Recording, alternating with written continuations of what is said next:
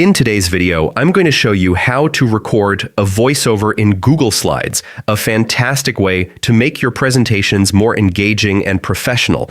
Start by opening Google Slides in your browser and signing in with your Google account.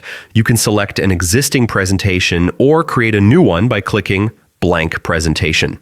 If you prefer, you can also choose a template to give your slides a polished starting point. Once your presentation is open, navigate to the Extensions menu at the top, then click Add-ons and select Get Add-ons. This opens the Google Workspace Marketplace. In the search bar, type Pear Deck, a tool designed for interactive and narrated presentations. Click Install and follow the prompts to grant the necessary permissions for your slides and microphone. After installation, Pear Deck integrates seamlessly with Google Slides. You can now record your voiceover for each slide, adding narration, explanations, or instructions. This is perfect for remote teaching, asynchronous lessons, or any presentation that needs to be self-running.